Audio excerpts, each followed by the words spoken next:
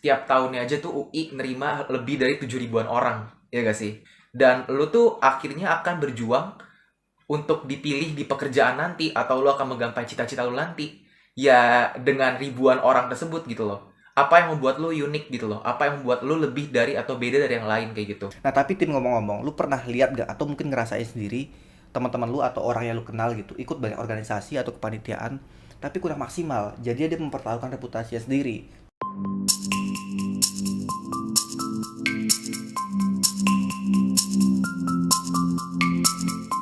Timothy Kennedy, mahasiswa ilmu gizi FKM UI angkatan 2018, telah menjadi mahasiswa berprestasi pada bidang keilmuan, sosial masyarakat, olahraga, seni dan budaya, serta kewirausahaan FKM UI tahun 2019.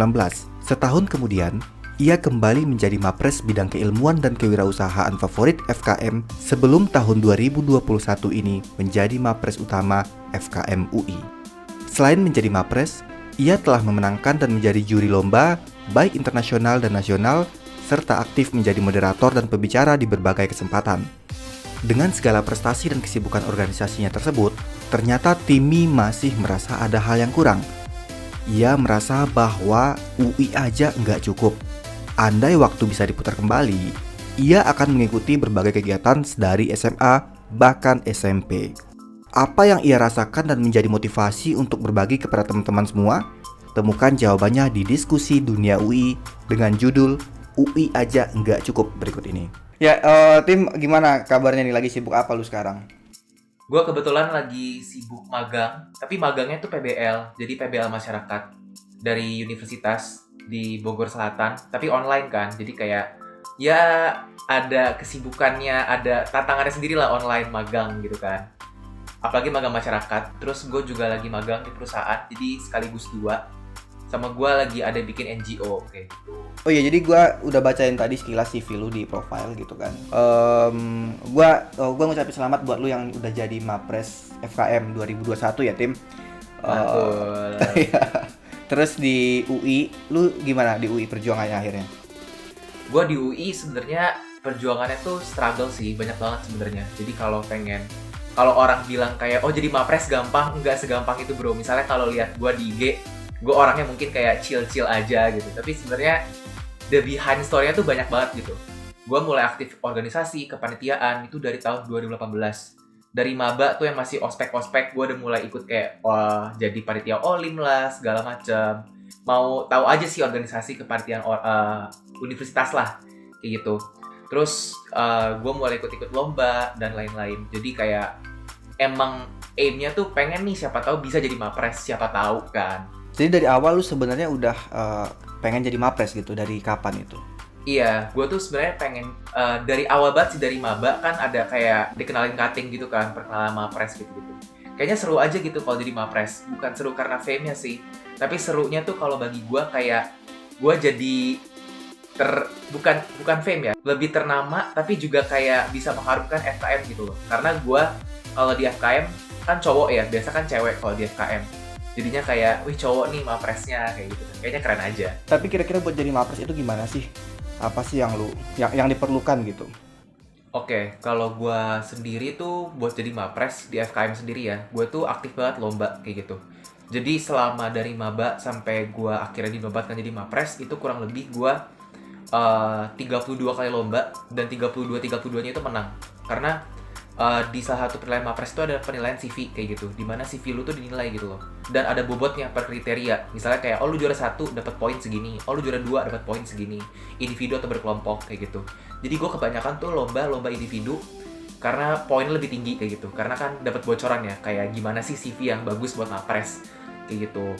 Terus makanya gue ikut lomba-lomba segala macam, tapi juga ada bobot organisasi atau kepanitiaan kayak gitu. Itu juga mengapa gue ikut juga nih banyak organisasi, banyak kepanitiaan kayak gitu. Ya buat nambah nilai CV juga kayak gitu sih sebenarnya. Di, eh, ter, di samping memang gue dapet pengalamannya banyak ya. Kalau organisasi atau kepanitiaan itu sebenarnya lebih berat atau lebih banyak gue dapetnya di pengalamannya sih dibandingin buat perbagus CV kayak gitu sih. Rame nggak sih yang daftar Mapres di FKM gitu kalau boleh tahu? Atau lu calon tunggal? Enggak dong, enggak. Sebenarnya kalau di Mapres FKM sendiri, ini kelemahan FKM ya, gue nggak tahu sih. Atau mereka juga udah nemuin passionnya sendiri, tapi mungkin mereka juga nggak layak untuk jadi Mapres mikirnya atau gimana. Coba dulu aja sih, kebetulan kalau di Mapres FKM itu yang daftar 10 kayak gitu. Dan menurut gue pribadi ya 10-10-nya itu lawannya tangguh-tangguh sih. Teman-teman gue di FKM yang 10-10 itu keren-keren banget sih. Gue aja sebenarnya masih nggak nyangka sih gue kenapa bisa jadi juara 1 di FKM. Oke, Kayak gitu. berarti lu sebenarnya ada juga dong berarti perasaan nggak nyangka tadi kayak lu bilang ya. Ada banget. Ada banget. Gue doanya doa puasa Kak. Gila ya sih. Mantap. Doa puasa gue sampai kayak doa sampai puasa gitu loh. Puasa, Kayak, biar lebih didengar gak sih doanya, siapa tahu. I see. Iya, tapi itu penting loh. Walaupun ya pasti lu usaha gitu ya. Iya, tapi doa betul. juga pasti penting banget. Seenggaknya secara psikologis gitu. Itu kan Betul, bikin betul lu banget. lebih tenang. iya, ya lu jadi lebih tenang, lu jadi lebih yakin gitu. Akhirnya mungkin nanti pas presentasi segala macem lu lebih dapet aja gitu sih. Benar. Bisa diceritain nggak lu dari maba itu kira-kira ikut organisasi atau kepanitiaan apa aja sih? Oke, kalau gue dari maba sendiri itu gue ada lifetime-nya kayak gitu. Jadi misalnya kayak tahun pertama, tahun kedua gue mesti ngapain, tahun ketiga, tahun keempat gue mesti ngapain kayak gitu. Jadi kalau tahun pertama sama tahun kedua emang gue fokus buat organisasi sama kepanitiaan kayak gitu. Dimana kalau gue ada beberapa yang gue sebutin lah, tapi kayak kalau kepanitiaan sama organisasi sendiri dari semester 1 sampai semester 3 itu gue ambil 15 kepanitiaan. Gue juga perlu disclaimer ke teman-teman semuanya mungkin yang nonton, kayak ini gue bukan kalian. Jadi kayak kalau kalian quality over quantity lah kayak gitu. Dimana gue pun di 15 kepanitiaan dan organisasi ini masih bisa handle dan masih semuanya berjalan dengan baik gitu. Di tahun kedua pun di saat teman-teman gue, ini bukannya sombong ya teman-teman, tapi kayak ya inilah yang terjadi kayak gitu loh. Di saat gue tahun kedua itu gue udah terpilih jadi ketua himpunan mahasiswa kayak gitu. Dimana teman-teman gue itu jadi ketua himpunan mahasiswa rata-rata itu di tahun ketiga. Kenapa? Karena gue emang pengen masukin set goals gue gitu loh. Tahun pertama mesti ngapain, tahun kedua mesti ngapain kayak gitu. Nah tahun ketiga ini gue udah gak ada organisasi, gue udah gak ada kepanitiaan. Tapi sekarang gue apa? Set goals gue di tahun ketiga, yakni magang, kerja, bikin NGO kayak gitu. Makanya emang udah sesuai on track. Jadi menurut gue sendiri sih, kalau lu emang pengen berprestasi atau jadi Mapres gitu, pikirin baik-baik deh, kayak tahu diri lu sendiri maunya apa, dan ya lu set goalsnya per tahun, apa yang mesti lu achieve. Itu sih kalau dari gua. Oke, berarti tujuannya harus jelas dari awal gitu ya, bahkan tiap tahunnya lu udah ada set goalsnya sendiri gitu ya. Oh ya, tadi lu bilang lu juga magang di perusahaan. Itu magang apa kerja, Tim? Oke, sebenarnya kalau untuk sekarang itu gue masih magang sih di perusahaan. Karena kalau perusahaan ini tuh nggak langsung terima rekrutmen staff kayak gitu. Tapi kalau lu pengen jadi staff, lu mesti intern dulu gitu loh, istilahnya. Ya gue nggak tahu juga ya bakal direkrut apa enggak ya. Tapi ya sekarang gue intern kayak gitu. Nah itu di mana? Gue kebetulan magang di perusahaan ini namanya, mungkin teman-teman pada tahu atau nggak ada yang tahu juga, PT Global Millennial Group. Dia jadi sebuah PT yang emang pengen banget untuk memajukan pendidikan Indonesia gitu. Dimana si PT Global Millennial Group ini, kalau gue boleh kasih tahu nih teaser sedikit gitu, dia tuh emang pengen, ya kalau gue lihat ya background dari perusahaannya gitu loh, dia tuh juga mendukung kayak kalau lu akademik kayaknya tuh nggak cukup gitu loh. Jadi makanya dia buka kelas atau dia juga ngajarin segala macam tentang soft skill yang sekarang lagi hype atau lagi in lah kayak gitu. Tim, kan lu udah kuliah di UI nih, salah satu kampus terbaik di Indonesia. Tapi kenapa sih lu masih mau nyibukin diri lu magang gitu-gitu, dan bahkan magangnya bukan yang diwajibin ya sama kampus. Yang diwajibin kan tadi sama cuman yang di masyarakat doang, tapi kenapa lu harus magang lagi di perusahaan gitu? Apa sih yang pengen lu cari gitu? Oke. Pertama yang gue pengen cari adalah expand my comfort zone gitu loh. Gue nggak pakai diksi keluar dari zona nyaman. Karena kalau lu keluar dari zona nyaman, lu meninggalkan zona nyaman lu yang lama. Ini bagi gue ya, tapi gue memperluas zona nyaman gue. Di salah satunya ya gue magang di perusahaan yang notabene kalau bisa dibilang tuh nggak ada hubungannya sama gizi-gizinya kayak gitu. Tapi gue juga pengen explore myself gitu loh. Gue pengen lebih tahu diri gue. Gue nyaman di mana aja, apa aja yang bisa gue lakukan kayak gitu. Dan juga kenapa gue bilang sendiri kayak, oh gue udah masuk UI nih, ya udah gue kan udah masuk universitas ternama, ya udah enak lah hidupnya kayak gitu. Ya balik lagi sih kayak lu akan menghadapi 7.000-an orang gitu loh. Oke, taruhlah satu prodi gue 60 orang. Apa yang membuat lu tuh beda dari 60 orang tersebut? Istilahnya kayak gitu. Kalau lu misalnya kuliah pulang juga, ya mereka juga kuliah juga di UI. Nanti kalau lu misalnya ke HRD atau rekrutmen dari perusahaan, ya pasti mereka juga nanya gitu, kenapa perusahaan ini mesti nerima lu, apa yang membedakan lu dari orang-orang lain kayak gitu. Atau kalau lu pengen lebih kreatif, inovatif, ya you have to explore yourself lah kayak gitu loh. Lu harus nge-explore diri lu untuk tahu lebih lanjut diri lu kayak gimana untuk kreatif dan inovatif. Tadi sesuai kalau gue pikir kalau lu masuk UI aja ya nggak bakal cukup kayak gitu. Jadi dari kapan itu, Tim? Sebenarnya dari kapan itu cukup baru sih menurut gua. Kayak dari tahun 2020 awal kayak kalau nggak salah. Jadi bener-bener masih baru sih. Terus tapi layanannya apa aja selain tadi yang lu bilang pengembangan soft skill itu kayak gimana sih? Oke, kalau sebenarnya kayak detailnya atau kayak layanan sendiri dia tuh ada beberapa program gitu loh. Salah satunya mungkin kalau teman-teman cek di info jurusan, gue aktif di MUN kayak gitu. Nah dia sendiri itu juga ada MUN kayak gitu loh. Dimana sebenarnya kalau MUN sendiri kalau kalian tahu bener-bener ngembangin apa ya soft skill negosiasi, berdiplomasi, public speaking kayak gitu. Dia pun juga menciptakan MUN kayak karena namanya perusahaannya Global Millennial Group, jadi nama MUN-nya Global Millennial MUN kayak gitu-gitu sih. Terus ada juga misalnya kayak lu pengen copywriting atau lu pengen jago public speaking, negosiasi segala macam itu ada kelasnya lagi sendiri. Kalau nggak salah namanya B-Class kayak gitu-gitulah. Banyak sih dia programnya kalau lu pengen belajar tentang soft skill yang lain-lain gitu kak. Oke, Tim, tapi kalau gua lihat ya dari CV lu terus dari profile lu yang tadi kita udah puterin gitu kan. Lu sebenarnya udah, kalau gua ngelihat sebagai orang awam gitu ya, itu udah banyak banget tau yang lu ikutin, udah banyak banget pencapaian lu gitu. Tapi kayaknya lu masih ngerasa kurang, makanya lu juga ngajak diskusi ini kan tentang UI aja nggak cukup gitu. Nah, kenapa kayak gitu menurut lu, Tim? Oke, menurut gua kenapa UI itu nggak cukup sebenarnya simple sih. Dimana setiap tahunnya aja tuh UI nerima lebih dari 7 ribuan orang, ya gak sih? Kayak Balairung tuh penuh banget sama maba-maba gitu. Gue gak tahu sih berapa ribu orang, tapi banyak banget gitu. Dan lu tuh akhirnya akan berjuang untuk dipilih di pekerjaan nanti, atau lu akan menggapai cita-cita lu nanti, ya dengan ribuan orang tersebut gitu loh. Apa yang membuat lu unik gitu loh? Apa yang membuat lu lebih dari atau beda dari yang lain kayak gitu? Kalau lu sama-sama aja, kalau lu misalnya kayak kuliah pulang ya lu akan sama aja, lu akan tergerus gitu loh sama mereka-mereka yang mungkin mereka lebih rajin atau mungkin mereka emang lebih pengen punya poin yang lebih unik buat dinilai sama perusahaan mungkin, atau inovatif atau kreatif untuk mendirikan perusahaan sendiri mungkin seperti itu. Jadi bagi gua kalau lu misalnya udah masuk UI terus kayak lu jemawa gitu bangga hati, oh ya udah gua masuk UI, gua pasti dapat 8 juta nanti fresh graduate misalnya kayak gitu ya. Ya it's not gonna happen gitu loh. Itu nggak bakal terjadi sih bagi gua kayak gitu. Tapi apa sih yang lu rasa masih kurang itu gitu loh, dan kalau bisa muter waktu emang lu mau ngapain gitu loh, Tim? Oke, ini pertanyaannya menarik ya bagi gue pribadi. Sebenarnya kalau gue bisa muter waktu nih kayak ke SMP, SMA kayak gitu. Sebenarnya kalau gue boleh jujur juga gitu loh. Tadi kan gue sempat bilang kayak, oh gue masih bisa capable segala macem. Tapi ya pasti ada namanya manusia ya, juga pasti ada struggle-nya lah gitu. Ya lu bayangin aja satu semester 1 sampai semester 3 gitu. Lu ngambil 15 kepartian dan organisasi. Pasti lu struggle gitu loh. Pasti lu banyak ngatur waktu segala macem dan juga beradaptasi. Kalau gue boleh putar waktu yang bisa gue pelajarin tuh sebenarnya waktu gue SMP SMA kayak gitu. Kenapa sih waktu SMP SMA itu gue males-malesan gitu loh.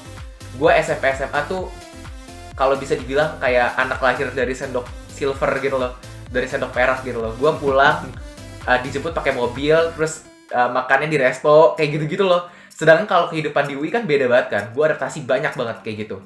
Nah gue tuh sebenarnya bukan pengen jadi orang susah atau dalam tanda kutip gue pengen jadi orang yang nggak bisa makan di resto atau gimana lah kayak gitu. Sorry nih kalau misalnya agak offended gitu loh. Tapi gue lebih tolak ukurnya tuh kenapa waktu SMP SMA itu gue masih males gitu loh. Gue nggak ikut OSIS waktu SMP, atau gue ada kegiatan apa ya gue nggak ikut apa-apa gitu loh. Gue sering tidur, jujur aja gue sering tidur di kelas kayak gitu loh. Gue juga kalau duduk di belakang gue sedikit-sedikit colong makan-makan, kayak makan snack segala macam, padahal dilarang kan nggak boleh. Kayak kalau gue bisa muter waktu nih ke belakang gitu loh, biar gue waktu kuliah itu gue nggak begitu capek, nggak begitu struggle, nggak begitu ngerahin tenaga yang banyak buat gue jadi mapres.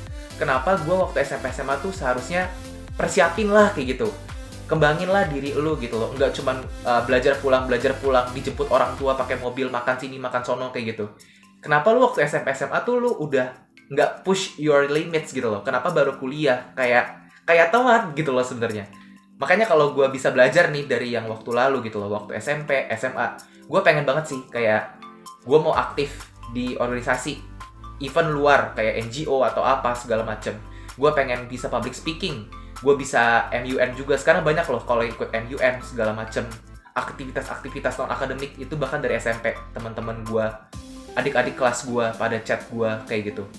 Kenapa gue nggak bisa kayak mereka gitu loh, dari SMP SMA tuh udah persiapin, udah membekali hidup lah kayak gitu, biar gue waktu universitas ya nggak terlalu struggle gitu sih Kak Sanul. Tapi kalau gitu misalkan lu bisa ngomong nih ke diri lu sendiri pas SMP gitu atau SMA, apa sih yang lu bakal saranin gitu? Oke, kalau gue sendiri sih saranin mendingan ikut scholarship sih. Kayak menurut gue sendiri itu udah banyak banget ya scholarship buat anak universitas kayak gitu loh.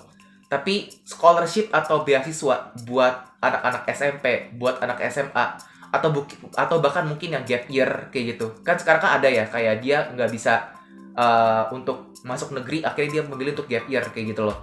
Banyak teman-teman yang kayak gitu. Gue saranin untuk teman-teman kalau ada scholarship yang kayak gitu, yang SMP, SMA, sama buat gap year, itu coba aja kayak gitu. Apalagi kalau scholarship-nya itu menawarkan program-program pengembangan soft skill kayak gitu, itu bagus banget sih. Tapi info tentang itu kalau gue lihat ya emang masih kurang banget, apalagi buat mereka yang udah lulus dari SMA gitu kan misalkan, terus gap year gitu kan. Dari mana lagi dapat info itu? Nah ini salah satu yang kita obrolin juga, hal menarik banget, gue berkesempatan juga diskusi sama lu tentang beasiswa yang ditawarin oleh perusahaan lu gitu ya. Nah buat teman-teman yang nonton, siapa tahu punya kenalan atau anak SMA sendiri gitu, ini ada beasiswa, gimana sih beasiswa yang ditawarin sama perusahaan lu itu? Oke, sebenarnya bener banget, perusahaan gue sendiri tuh juga ngebuka beasiswa kayak gitu. Namanya tuh kita koreksi, bukan perusahaan lu, perusahaan tempat lu kerja ya. iya, perusahaan tempat gue kerja bener-bener. Iya. Jadi perusahaan tempat gue kerja tuh namanya GM Scholarship kalau teman-teman. Karena namanya kan Global Millennial Group ya. Jadi semua namanya tuh di GM Global Millennial semuanya gitu kan. Jadi si Global Millennial Scholarship ini tuh dia nawarin beasiswa buat teman-teman yang masih SMP, SMA, bahkan sampai gap year kayak gitu. Bahkan anak gap year lah, bukan sampai gap year ya, ralat sedikit, kayak bahkan anak gap year kayak gitu loh. Dimana di scholarship ini atau di beasiswa CGM Scholarship ini nih, kalian semua, teman-teman semua tuh bakal dikasih empowerment program. Empowerment program itu apa sih? Kayak ya pendidikan soft skill kayak gitu.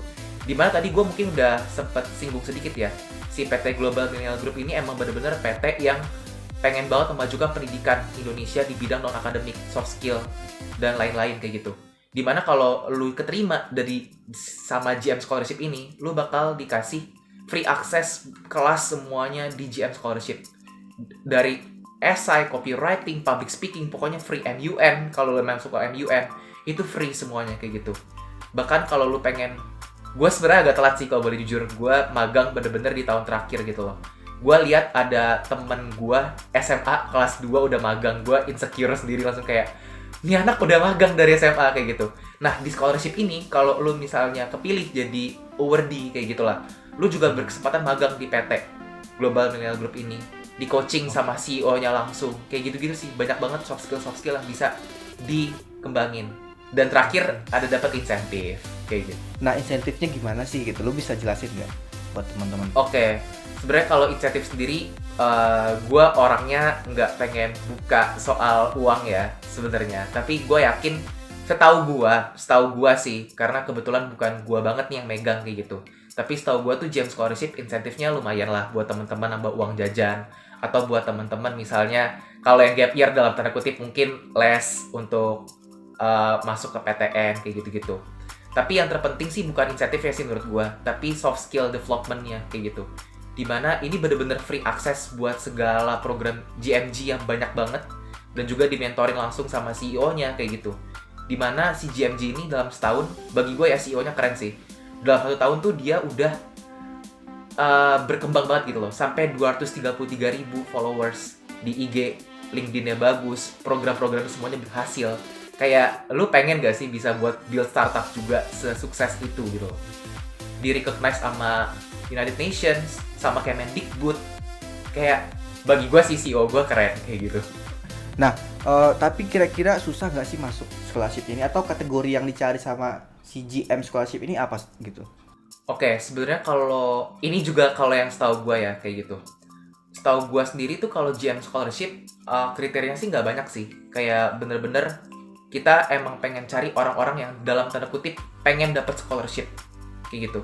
Kayak misalnya kayak kartu pelajar, terus misalnya domisili di mana, kayak bener-bener lamar scholarship biasa gitu loh. Tanpa lu mesti kasih surat keterangan tanda miskin kayak gitu. Karena ini merit based gitu loh.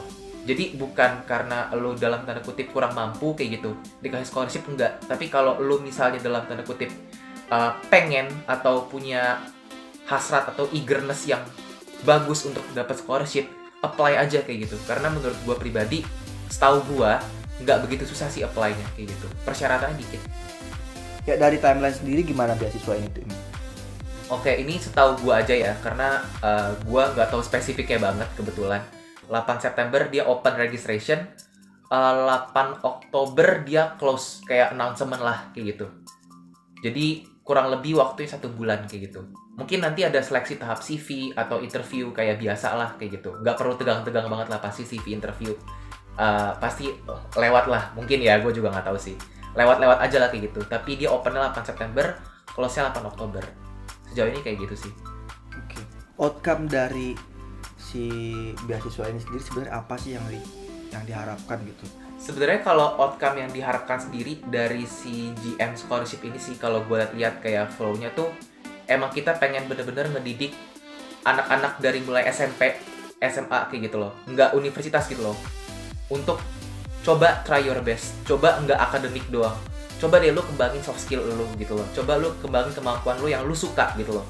Dimana kalau sistem pendidikan Indonesia ya yang gue lihat, lu sekolah apapun lu pelajarin kan, kayak gitu. Yang lu nggak suka pun lu pelajarin gitu loh. Misalnya kayak gue, maaf guru fisika gue kalau nonton ya, gue nggak suka fisika gitu loh. Tapi gue mau nggak mau harus dapet nilai lebih KKM untuk fisika kayak gitu. Kayak padahal gue nggak suka gitu loh. Nah di GM scholarship ini tuh gue pengen, bukan gue ya, CEO gue pengen untuk coba deh lu tuh try your best, apa yang lu suka lu ambil kayak gitu loh. Nah tapi Tim, ngomong-ngomong, lu pernah lihat gak atau mungkin ngerasain sendiri teman-teman lu atau orang yang lu kenal gitu ikut banyak organisasi atau kepanitiaan tapi kurang maksimal, jadi dia mempertaruhkan reputasinya sendiri, jadi reputasinya sendiri yang kurang baik gitu. Oke, jujur gue banyak banget temen gue kayak gitu, terutama maaf ya FKM, gue nggak jelek-jelekin FKM nih, tapi bagi gue beberapa orang di FKM tuh ada yang kayak gitu. Nggak tahu ya apa di semua fakultas juga ada, terlepas dari fakultas lah kayak gitu. Juga ada yang kayak ya udah yang penting dalam tanda kutip sertif doang kayak gitu. Yang penting majang nama, habis itu matil, habis itu ya udah lepas tanggung jawab segala macem. Yang penting gue kelihatan sibuk, yang penting gue kelihatan berprestasi kayak gitu. Nggak kayak gitu bro, sis, penonton sekalian gitu loh. Mohon maaf banget gitu loh. Karena in the end ya yang lu perlihatkan adalah kemampuan lu gitu loh. Kalau lu oke, sertif waktu CV lolos, HRD terima, bagus gitu loh. Atau ketika lu build startup atau lu build perusahaan gitu loh, bagus pertama-tama kayak gitu. Ya lu nggak bakal dapat experience-nya karena lu nggak ngejalanin gitu organisasi, lu nggak ngejalanin itu kepanitiaan gitu loh. Lu nggak dapat ilmunya gitu loh. Ketika lu nanti di perusahaan kalau jelek ya juga SP1, SP2 dipecat. Ketika lu waktu build startup jadi entrepreneur segala macam, ketika lu nemu masalah karena lu nggak ada experience-nya, waktu dulu cuma nitip sertif doang, ya lu nggak bisa selesai masalahnya. Jadi percuma gitu loh bagi gua. Tapi Tim, lu nggak pernah, jujur deh, misalkan lu pernah nggak di posisi itu, di posisi yang tanda kutip justru lu agak keteteran itu gitu kan, karena kebanyakan organisasi dan jadi kurang maksimal. Jujur gue pernah ngerasain sih kayak gitu, karena kebanyakan gue jadi nggak enakan sama teman gue dan lain-lain gitu loh. Tapi di situ gue juga belajar skala prioritas gitu loh. Kemarin mesti gue prioritasin duluan, tapi dengan catatan lu nggak lepas aja kayak gitu loh. Kayak oke, lu misalnya nggak datang rapat ini, gue selalu minta notulnya apa, ada yang bisa gue bantuin apa enggak. Menurut gue kayak gini, dari notulnya gue kasih feedback juga. Kalau bisa mungkin dipertimbangkan, kalau nggak bisa ya udah nggak apa-apa karena gue nggak ikut rapatnya, maaf banget ya kayak gitu. Kayak yang penting tuh kalau bagi gue ya, kalau masih jadi mahasiswa, organisasi mahasiswa, yang penting tuh etiket sih. Ada apa enggak lu follow up, ada apa enggak lu menunjukkan lu tetap pengen gitu loh, lu tetap pengen berkontribusi yang terbaik gitu loh. Tapi emang kapasitas diri lu tuh nggak mumpuni kayak gitu loh, karena lu masih berkembang misalnya kayak gitu. Karena yang gue hadapin sekarang beberapa teman-teman gue gitu loh, ya udah dia nggak dapat izin, ya udah nggak follow up, nggak apa-apa, ngilang kayak gitu. Ada yang kayak bener-bener ngilang 6 bulan tanpa kabar. story IG di hide, gue di block, lain segala macam. Padahal gue cuma pengen tahu kabar gitu loh. Kabar lu kenapa gitu loh. Gitu-gitu. Bagi gue kalau lu sampai kayak gitu, bagi gue pribadi, ini opini pribadi ya, keterlaluan sih bagi gue pribadi kayak gitu. Jadi ketika lu pengen break your limit, ya lu juga mesti tahu kayak lu akan mengecewakan banyak orang apa enggak kayak gitu. Orang bakal ngejudge lu kayak gimana. Ya itu penting banget, dan mungkin bagi calon mahasiswa baru atau teman-teman kita yang masih di bawah nih, itu jadi pelajaran banget gitu ya. Karena kan belajar itu ada dua caranya, kita ngalamin sendiri atau kita belajar dari orang yang udah ngalamin. Gua rasa ini hal klise gitu. Terpenting kayak lu bilang, gua highlight yang lu bilang tadi, yang terpenting adalah etika gitu juga kan. Lu nggak bisa pun ya lu tetap harus berkabar, lu harus tetap follow up gitu. Apalagi sekarang zamannya online ya, istilahnya kalau meeting lu masih bisa lah handle ngebagi gitu loh, lu negotiable lah gitu ya nggak sih sekarang. Terus juga internet segala macam lebih mendukung sekarang. Jadi yang terpenting ya kita juga harus tetap follow up, etika dijaga, reputasi juga tentu harus dipertahankan atau dijaga gitu ya. Dari lu sendiri kesimpulannya diskusi ini adalah gimana sih Tim? Kalau lu runtutin nih gitu. Oke, mungkin teman-teman ngelihat gue kalau jadi mapres FKM UI kayak gitu, itu udah hebat dan nggak ada struggle-nya kayak gitu. Itu nggak bener guys kayak gitu. Pasti semua orang juga struggle lah kayak gitu. Tapi yang lebih terpenting adalah gue pengen nih ngajak teman-teman biar nggak se-struggle gue, biar nggak terlalu sesusah gue ngejar untuk jadi mapres atau ngejar cita-cita kalian apapun itu persiapin jauh-jauh hari, persiapin matang-matang gitu loh. Salah satunya yang tadi ya yang gue bilang, kalau gue bisa putar waktu udah gue belajar lagi untuk sekarang gitu. Lu persiapin gitu loh dari lu waktu SMP, waktu lu SMA kayak gitu loh. Biar nanti waktu kuliah lu gampang kayak gitu. Karena balik lagi UI aja nggak cukup kayak gitu loh. Kalau lu di UI aja cuman leha-leha belajar doang terus pulang ke rumah, ya lu nggak ada added value-nya, lu nggak ada yang unik kayak gitu loh. Makanya kalau gue ajak teman-teman semuanya persiapin bener-bener matang-matang. Bahkan menurut gue dari SMP kayak gitu loh. Kalau bisa, kalau nggak bisa dari SMA kayak gitu loh. Jangan waktu mas UI baru push, baru gempur-gempuran kayak gitu. Kayak gitu sih kalau dari gue, Kasanul. Kalau gue ambil kesimpulannya ini kalau versi gue gitu ya Tim. Intinya dari lu, kalau kita lihat tadi prestasi lu luar biasa, banyak sebenarnya lu mapres di FKM juga, terus maju tingkat UI gitu kan, saingan lu se-UI, lu juga jadi ketua himpunan, terus ikut MUN juga segala macem, sibuk lah, banyak lah yang gue lihat. Cuman lu ngerasa intinya itu sebenarnya masih bisa lebih maksimal lagi. Misalkan kalau lu bisa muter waktu, lu akan belajar dari SMP, dari SMA untuk memanage itu gitu kan. Lu akan ikut kegiatan-kegiatan organisasi atau mungkin scholarship yang ngebahas tentang leadership atau hal-hal seperti itu gitu ya, yang mendukung untuk di dunia kampus nanti. Nah, terakhir mungkin Tim, penutup dari lu, pesan buat teman-teman yang nonton. Buat teman-teman semuanya, kalau misalnya kalian bingung, kalau misalnya kalian merasa kalian nggak pantas untuk masuk UI, atau kalian mungkin gundah gulana lah kayak gitu untuk nyoba suatu hal baru, jangan takut. Yang penting kalian persiapin matang-matang, kalian tahu kapasitas diri kalian, dan ingat, event kalian masuk UI itu bagi gua sendiri nggak cukup kayak gitu. Karena ya baik lagi yang tadi udah kita obrolin kayak gitu sih teman-teman. Makasih. Thank you banget Tim, udah jadi narasumber lagi kedua kali di dunia UI sekarang namanya. Kalau sebelumnya UI ganteng gitu kan, sekarang dunia UI. Terus namanya juga diskusi. Kalau dulu kan obrolan bareng Agan, hanya untuk yang masuk UI ganteng, dan UI ganteng ya cowok berarti gitu kan. Sekarang siapapun bisa. Narasumber kita ya alhamdulillah di tahun ini keren-keren sih menurut gua. Mapres kebanyakan. Jadi kalau lu tahu Diza gak? Ya. Tahu panutan. Ada Jonathan Gilbert dari tahun lalu dia, tapi mapres di Fasilkom. Ada Roni, kalau tahu Roni siapa ya namanya, yang mapres FIB tahun lalu juga gitu kan. Jadi semua mapres lah bisa dibilang. Jadi gua ya bersyukur lah narasumbernya keren-keren gitu. Nah, thank you buat lu juga, sukses buat lu, buat buku Pesta dan Cintanya, kerjanya juga, sukses buat masa depannya juga. Thank you Tim, sampai ketemu lagi di diskusi berikutnya. Oke, thank you Kasanul. Thank you juga Tim. Tim dari gua ini kan kita mati. By the way ini udah boleh dimatiin rekamannya gak? Iya, gua juga mati dulu ya. Oke.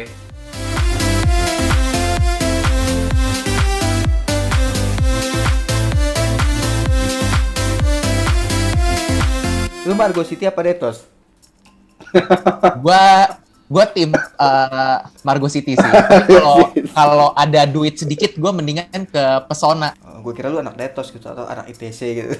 Anak ITC agak jauh lagi ya. Kan di mana? Ini dong bagus nih bajunya nih. Iya. Mantap. Promosi. Tapi serius gue harus beli ya, Tim. Ini minggu depan ini sisi foto soalnya bagus. Launching ya. Bisa baca kan? Bisa. Tapi bener gak bacanya? Mantap sih. Indonesia Gakueng, bener kok. Itu soalnya bahasa Indonesia. Oke, soalnya temen gue anak sastra Jepang yang bikin. Ya iyalah ya, mohon maaf. Masalahnya ke gua, anak gizi.